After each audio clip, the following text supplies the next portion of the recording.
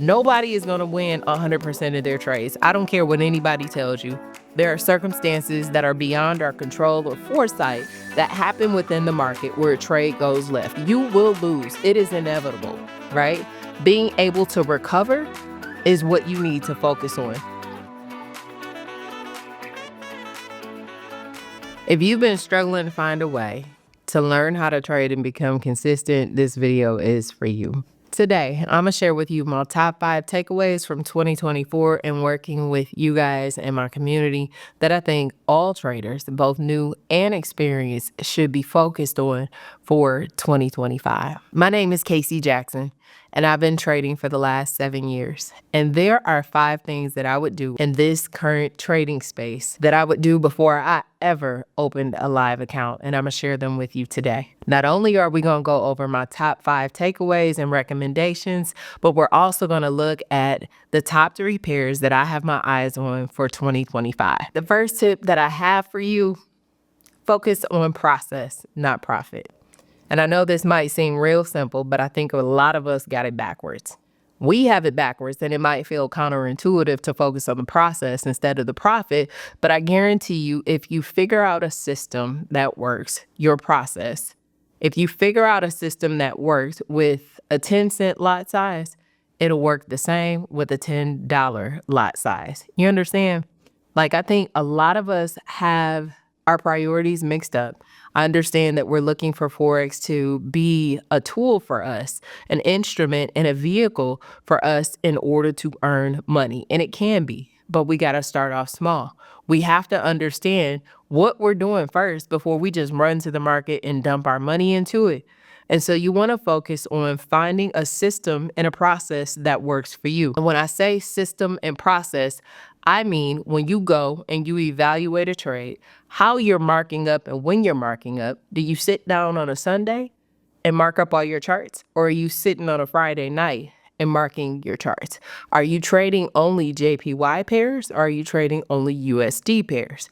What is your process and what is your system that works for you? Part of that process, as I mentioned, is making sure that you make time so you can sit down and you can study. The second thing that I would recommend is thoroughly understand risk management. And I know a lot of people say that, and I'm not sure that everybody gets it, but I think there's 2 parts to understanding risk management, right? So making sure that the setups that you are executing on offer you at least, at the minimum, 2 to 1, meaning your profit is double your risk. So if you're looking to make 50 pips, then your risk should only be 25 pips, right?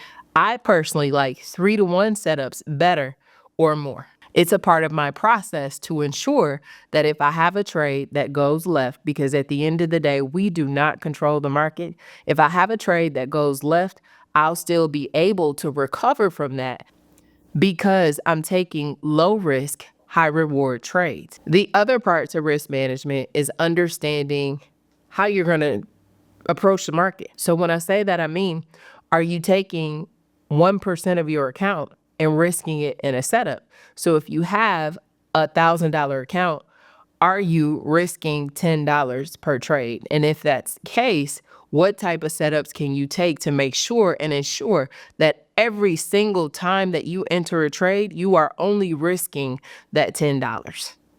If you're trading and you're risking 10% of the account, you can lose $100, right? So if you have a setup where you have a 25 pip stop loss, one, we got to make sure that you're gaining at least 50 at the bare minimum, but also how do you size your position in order to ensure that you only lose $100?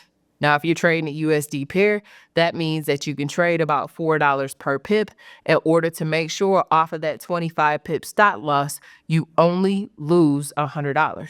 It's not only being able to figure out how to calculate your risk, it's also combining it with the fact of how much you're risking per trade, and then also ensuring that you have at least 2 to 1 setup. I think the understanding how much you're going to risk per trade is often overlooked.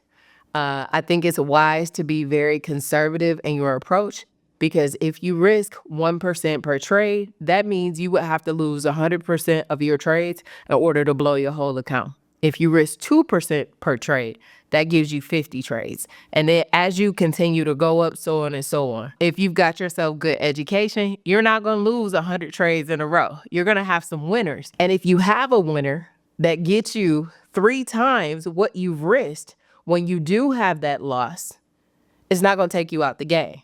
That's the biggest part of this whole forex thing.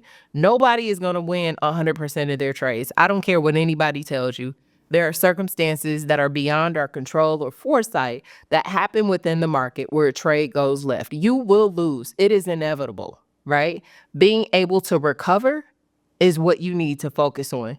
So if you're taking 3-to-1 setups, you're risking 1%, that process and that system that you have put together is going to be a winning system for you if you take that approach on every single trade.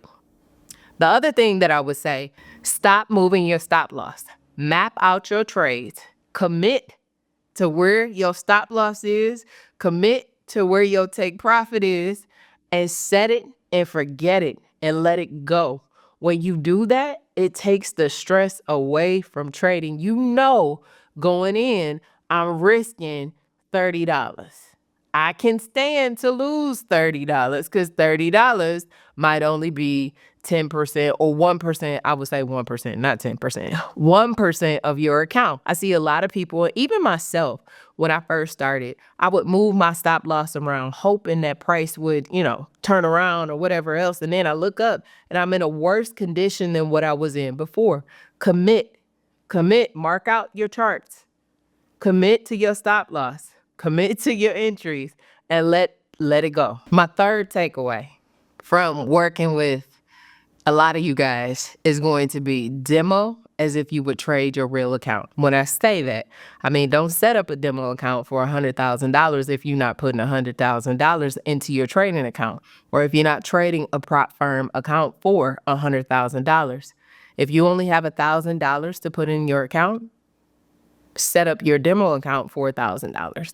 If you only have $100 for your account, make sure that the broker that you'll get with will accept $100 as far as the deposit, and then trade like you got $100. So you don't need to take super large lot sizes. You trade in accordance with the amount of money that you have in your account. And you trade like you would if you deposited yourself. So if you was to go open up an account tomorrow, how much would you put in there? That's what you need to open your demo account with.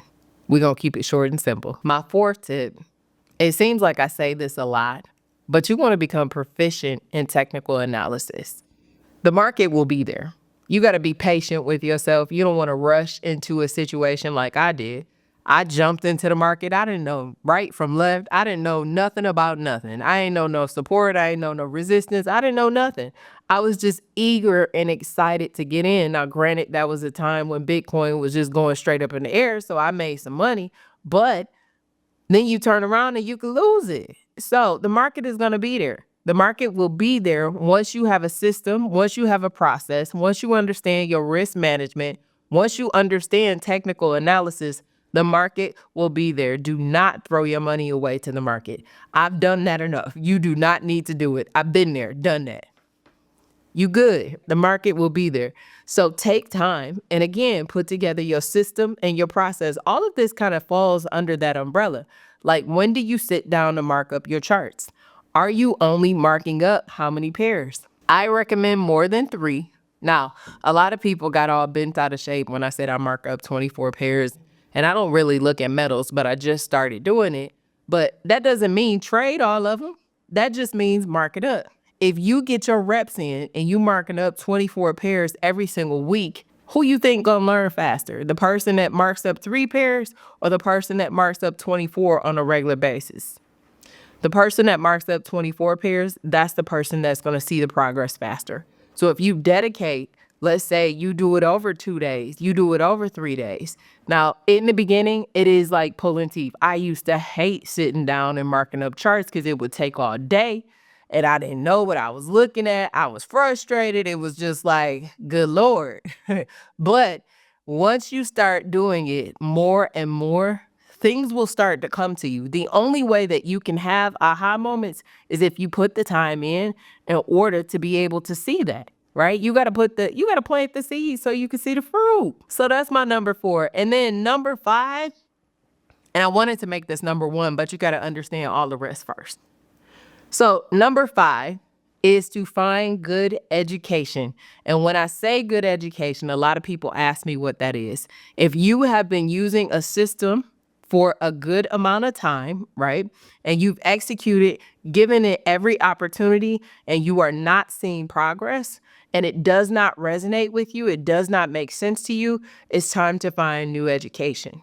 Good education means something that makes sense for you, something that clicks with you, something that you understand. It's got to make sense to you. If somebody is talking in Spanish and you only speak English, that's not going to benefit you. So if the program that you have or the person that you're following, you don't understand what they saying, what they talking about, cut your losses and go search and find something that does. There are a lot of good educators that are out here on the YouTube University, and somebody, somewhere, something got to make sense. Now, that's not to say that if you don't get it right away, you need to move on to somebody else. Give it an honest try and commit to it and give yourself the opportunity to succeed. And then I got a bonus one for you too. Set a schedule.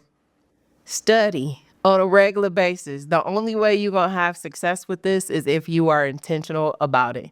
Ask me how I know because I've been there. I tried to slide it in when I could, but while I was learning, I had to make sure that I made time, specific time to be in the charts. If you disappear for 3 months, if you disappear for 6 months from your friend group, from your family for a little bit, while you go and better yourself and educate yourself and learn a new skill set, you're going to see those results. So be sure to set a schedule that makes sense for you. So for example, what I do is I try not to mark up charts during the week. What I do is I sit down on a Friday night because I live a very boring life.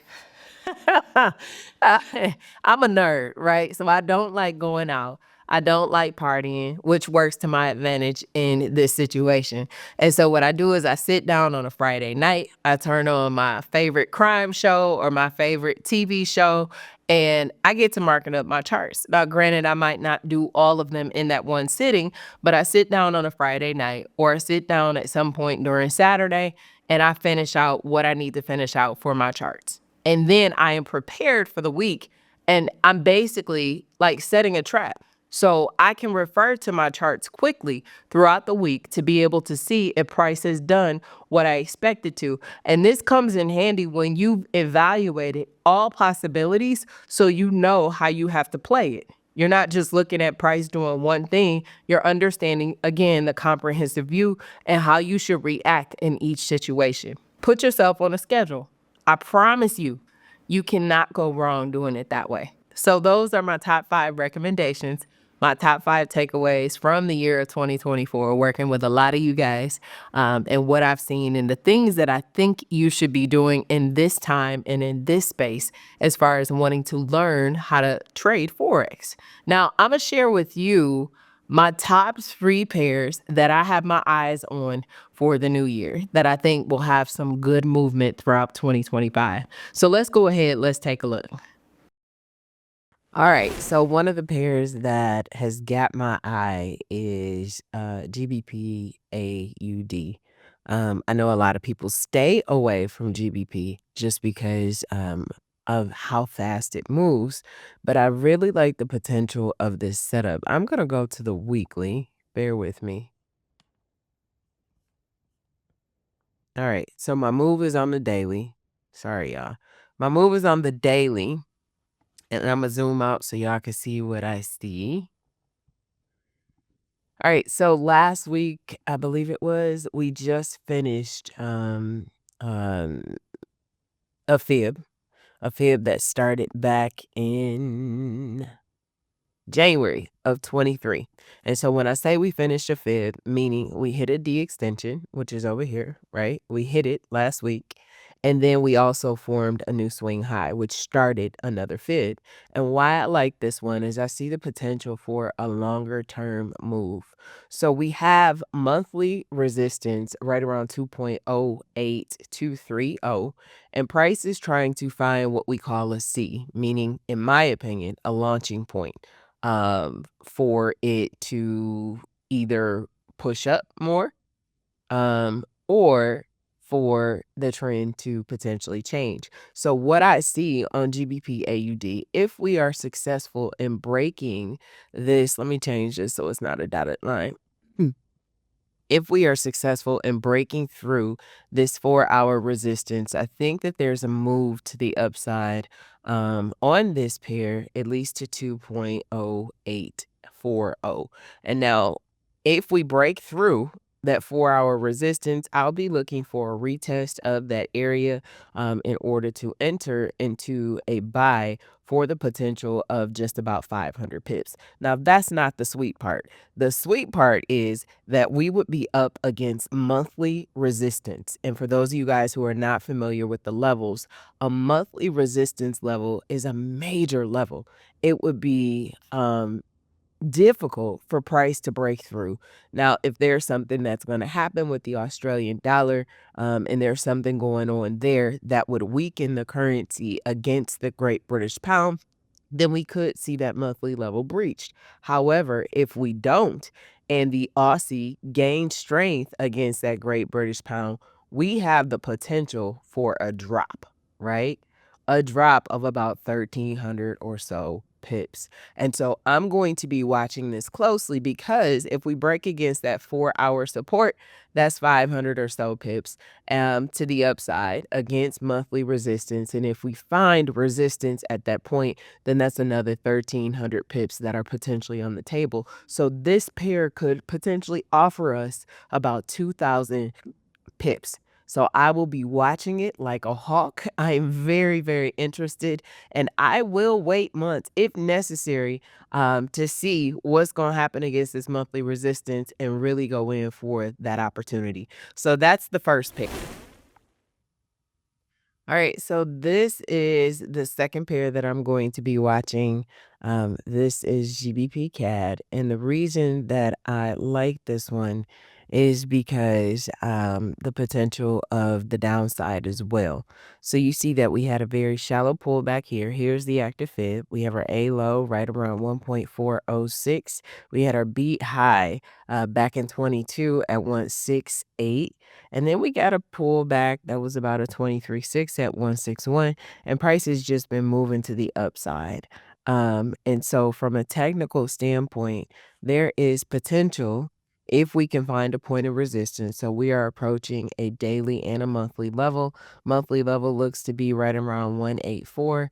If price does not breach that monthly level, I believe that we could begin to see a breakdown on this pair. And so I would love to see price go back to the 38.2. Looking at structure though, there may be more potential to the downside right around that 61.8. You have a weekly and a daily level there.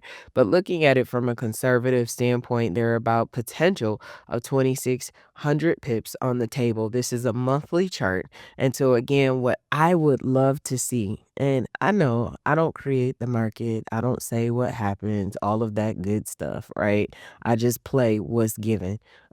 But the potential, and that's what I guess I'm looking at, is the potential. Let me get rid of this measurement tool so that I can show you guys what I'm looking at. And I'm trying to find my low so I could deploy my fib. I'm sorry, y'all. Bear with me. Oh, I'm on the 4-hour. That's why. Okay. So let's see. I should get it really soon. Really, really, really soon. Nope. Y'all, I'm sorry. Bear with me. All right. And so what I'm trying to do, so trying to find an active fib. So I'm not going to go through the exercise of going through my lows. I know that it's likely going to be right here. And so what we have setting up here is price. I don't think it hit the 38 too. Let's see.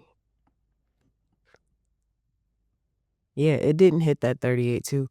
So what we may see is and I gotta look at my analysis on this one because I don't remember. But what we may see is we may see price breach this 4-hour level, hit this sequence, and then I'll be watching right around 1836 to see if we start to get price to break down. Now, of course, there are several weekly levels that are in between there. I don't think that there are any monthly levels, but we do have weekly, we do have daily levels that we need to be on the lookout for. But again, just because of the potential of those 2,600 pips, I'll be watching this one like a hawk as well. All right, so the other one that I will be watching too, and I told y'all I don't normally trade Bitcoin, right? I do not normally trade Bitcoin, but I have been intrigued by that and gold. But I'll be watching Bitcoin because I think it's got a potential good move. Setting up same situation where we had our A low that formed in September. We had a B high that formed right in November. And then the momentum was so strong, it pushed up and rejected against daily level. Now it looks like a reversal may be forming here where we might try to attempt to breach this daily resistance level. But what I am watching out for is the breakdown on BTCUSD. Now on the lower time frame, I was looking for price to break the 4-hour resistance at 99,000 and potentially hit right in between 100 and 101,000 before we saw a decline at least to 77,000. But there is room, I think, for price to go a little bit deeper, right around $68,000, just looking at structure. But I am watching this like a hawk, okay? Because there is a huge opportunity to earn on BTCUSD. Now, these are not my only pairs that I'm looking at for the year. There are some really great setups on some other pairs, but to me, these are the most interesting. And so this is what I will be watching for the upcoming year. Now, I appreciate you guys rocking with me this year and sticking with me through transition and all of that good stuff. And I am very excited about the new year and what's in store for 2025. I hope you guys have had a great year, and I hope you guys celebrate and be safe this New Year's Eve and New Year's Day. And I will see you guys the first weekend of January, all right? Stay blessed, and I will see you soon. Bye.